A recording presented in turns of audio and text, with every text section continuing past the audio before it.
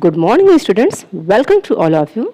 Today I will discuss important rules of direct and indirect narration with the help of examples. This is the second lecture series of direct and indirect narration. Students इस video को watch करने से पहले आप direct indirect narration की first part की video जरूर देखें, जिसका लिंक मैंने डिस्क्रिप्शन बॉक्स में दे दिया है। पिछले वीडियो लेक्चर में आपको डायरेक्ट एंड इनडायरेक्ट नरेशन की डेफिनेशन बताई गई है, जिसके अंतर्गत आपने पढ़ा कि जब किसी कथन को स्पीकर या वक्ता के शब्दों में अक्षरशः कहा जाए तो इसे डायरेक्ट नरेशन या डायरेक्ट स्पीच कहते हैं। इस स्पीच में वक्ता के कथन को इन्वर्टेड कॉमास के अंदर रखा जाता है तथा इसका प्रथम अक्षर सदैव कैपिटल लेटर में लिखा जाता है। स्टूडेंट्स, चलिए हम एक बार इनडायरेक्ट नरेशन या इनडायरेक्ट स्पीच की डेफिनेशन एक बार फिर से देख लेते हैं। जब वक्ता के कथन को श्रोता अपने शब्दों में कहे तो इसे इनडायरेक्ट नरेशन या इनडायरेक्ट स्पीच कहते हैं। इसमें बोलने वाले की अर्थात वक्ता की वास्तविक शब्दों को ना कहकर उनका सार या भाव प्रकट किया जाता है। इसमें इन्वर्टेड कॉमास को हटा देते हैं। स्टूडेंट्स, चलिए इसे हम और भी इजी वे में समझते हैं। डायरेक्ट एंड इनडायरेक्ट स्पीच में दो लोग होते हैं, एक होता है स्पीकर और दूसरा होता है लिसनर। स्पीकर कहते हैं बोलने वाले को, जो व्यक्ति बोल रहा होता है वह स्पीकर या वक्ता होता है, और दूसरा है लिसनर, सुनने वाला, अर्थात जो सुन रहा है वह लिसनर होता है। जो भी बात स्पीकर ने बोला उसे हम लोग सेंटेंस में एज इट इज़ लिख देते हैं, उसे ही डायरेक्ट स्पीच कहते हैं। स्पीकर के एग्जैक्ट वर्ड्स को सेंटेंस में लिख देना ही डायरेक्ट स्पीच कहलाता है। जो स्पीकर ने बोला उसे अब मैं डायरेक्ट ना लिख करके अपने शब्दों में, अपने वर्ड्स में लिखूं तो यह इनडायरेक्ट स्पीच हो जाता है। अर्थात जो स्पीकर ने बोला उसे अपने शब्दों में लिखना हो तो ये हो जाता है indirect speech. Okay, clear? Let us understand it with the help of an example. He said to me I am writing a letter. उसने मुझसे कहा मैं एक पत्र लिख रहा हूँ। बच्चों, यह डायरेक्ट स्पीच है।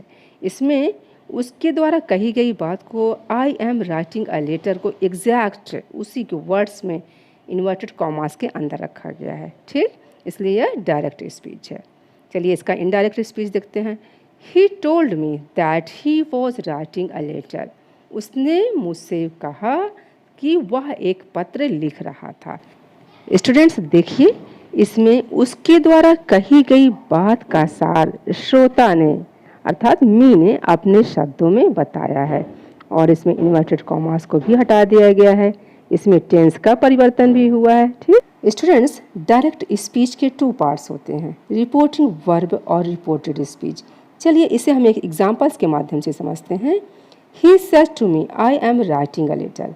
इसमें ही सेड टू मी ये रिपोर्टिंग पार्ट है और इसमें सेड रिपोर्टिंग वर्ब है, और ये जो इन्वर्टेड कॉमास के अंदर का स्टेटमेंट है I am writing a letter, यह रिपोर्टेड स्पीच है।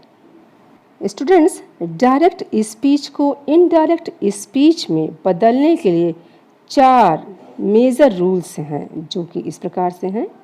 पहला है रिपोर्टिंग वर्ब में परिवर्तन, और दूसरा है कॉमा और इन्वर्टेड कॉमास को हटाकर कनेक्टिव दैट का प्रयोग करना, और तीसरा है प्रोनाउन में परिवर्तन, और चौथा है टेंसेस अर्थात काल में परिवर्तन। स्टूडेंट्स, इस एग्जाम्पल को देखिए। He said to me comma double inverted comma start I am writing a letter full stop double inverted comma close.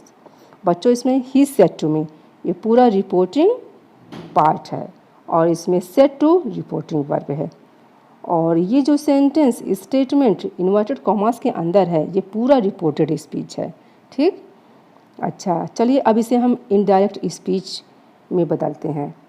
ही जो कि सब्जेक्ट है एज इट इज़ उतार देंगे। ठीक, सेड टू जो कि रिपोर्टिंग वर्ब है इसे टोल्ड में बदल दिया गया है, और मी जो कि ऑब्जेक्ट है इसे भी एज इट इज़ लिख देते हैं। कॉमास को हटा के कनेक्टिव दैट का प्रयोग करते हैं। आई जो कि personal pronoun first person pronoun है, इसे रिपोर्टिंग वर्ब के सब्जेक्ट के अकॉर्डिंग यानी ही के अकॉर्डिंग चेंज कर दिया गया है और ही के रूप में ही लिख दिया गया है।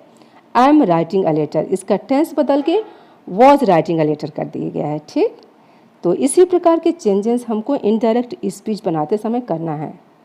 डायरेक्ट स्पीच को इनडायरेक्ट स्पीच में चेंज करते समय रिपोर्टिंग वर्ब में जो परिवर्तन करने हैं वो इस प्रकार से है।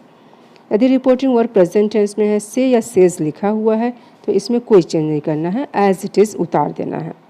से टू या सेज टू है, अर्थात इसके बाद कोई ऑब्जेक्ट लगा हुआ है, तो से टू को टेल में और सेज टू को टेल्स में बदल देना चाहिए। यदि रिपोर्टिंग वर्ब पास्ट टेंस में है तो सेड लिखा रहेगा, सेड को कोई चेंज नहीं करना है, सेड को एज इट इज़ लिख देना है और सेड टू को टोल्ड में बदल देना चाहिए। स्टूडेंट्स, रिपोर्टिंग वर्ब को रिपोर्टेड स्पीच के भाव के अनुसार told, stated, asked, requested, commanded, pleaded, advised, ordered इत्यादि में बदल देते हैं। इसके बारे में आपको डिटेल में डायरेक्ट इनडायरेक्ट नरेशन के फर्स्ट पार्ट वाले वीडियो में बताया गया है। प्लीज़ आप लोग उसे एक बार ज़रूर देखें।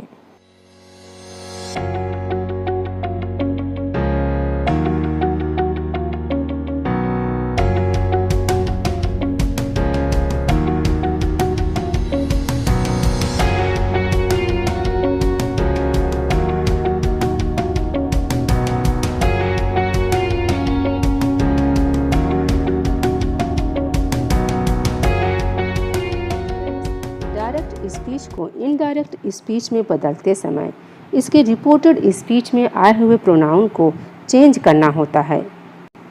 इसके लिए प्रोनाउन की जानकारी होना अति आवश्यक है। तो चलिए हम प्रोनाउन के बारे में पढ़ लेते हैं। स्टूडेंट्स, प्रोनाउन 3 प्रकार के होते हैं, first person pronoun, second person pronoun और third person pronoun. I means मैं, वी मीन्स हम, ये फर्स्ट पर्सन प्रोनाउन में आते हैं। यू मीन्स तुम, और ये सेकंड पर्सन प्रोनाउन में आता है। थर्ड पर्सन प्रोनाउन में ही, शी, इट, दे और एनी नेम ये आते हैं। यदि डायरेक्ट स्पीच में फर्स्ट पर्सन प्रोनाउन आई या वी आए हैं तो ये डायरेक्ट स्पीच के रिपोर्टिंग वर्ब के सब्जेक्ट के अकॉर्डिंग चेंज होगा। यदि यू शब्द आया है तो यह डायरेक्ट स्पीच के रिपोर्टिंग वर्ब के ऑब्जेक्ट के अकॉर्डिंग चेंज होगा। और यदि ही, सी, इट या दे आया है, कोई नाम आया है, तो इसमें कोई चेंजेस नहीं करते हैं। इसके लिए हमें सन, SON, सब्जेक्ट, ऑब्जेक्ट और नो चेंज के नियम को याद रखना चाहिए। Understand it with the help of an example. He said, I am taking my bath. Students, इसमें आई वर्ड फर्स्ट पर्सन प्रोनाउन है और इसे सब्जेक्ट ही के अकॉर्डिंग चेंज किया गया है, इसलिए आई के स्थान पर ही हो गया है। और इस प्रकार हमारा इनडायरेक्ट स्पीच हो गया, he said that he was taking his bath. चलिए स्टूडेंट्स, अब हम दूसरा एग्जाम्पल लेते हैं। He said to me, you can come to my house. Students, इसमें यू शब्द सेकंड पर्सन प्रोनाउन है और जैसा कि आपको बताया जा चुका है कि सेकंड पर्सन प्रोनाउन को रिपोर्टिंग वर्ब की ऑब्जेक्ट के अकॉर्डिंग चेंज करते हैं, तो यहाँ पर ऑब्जेक्ट है मी। इसलिए जब हम इस सेंटेंस को इनडायरेक्ट स्पीच बनाएंगे तो यू के स्थान पर मी के अकॉर्डिंग आई शब्द आएगा। और स्टूडेंट्स, यहाँ जो माई हाउस लिखा हुआ है ये हिज हाउस, ही के अकॉर्डिंग चेंज हो जाएगा। ठीक, इस प्रकार हमारा इनडायरेक्ट स्पीच बनेगा, he told me that I could go to his house. Okay, clear. चलिए स्टूडेंट्स, अब हम लोग तीसरा एग्जाम्पल लेते हैं। The father said he is a good boy. Student, इसमें रिपोर्टेड स्पीच में आया हुआ word he third person pronoun है और जैसा कि आप जानते हैं कि थर्ड पर्सन प्रोनाउन में कोई चेंज नहीं करना होता है, इसलिए जब हम इनडायरेक्ट स्पीच बनाएंगे तो इसे एज इट इज़ उतार देंगे। तो देखिए, इस सेंटेंस का इनडायरेक्ट स्पीच हो गया है, the father said that he was a good boy. ठीक, ही को ही रहने दिया गया है। बच्चों, ये reported speech present continuous tense का सेंटेंस है, तो इसलिए इसे बदल के पास्ट कॉन्टिन्यूअस टेंस में कर दिया गया, इसलिए ही इज़ अ गुड बॉय की जगह पर he was a good boy हो गया है। Okay, thank you students, and I hope आपको ये सारे रूल्स और एग्जाम्पल्स बहुत अच्छे से समझ में आ गए।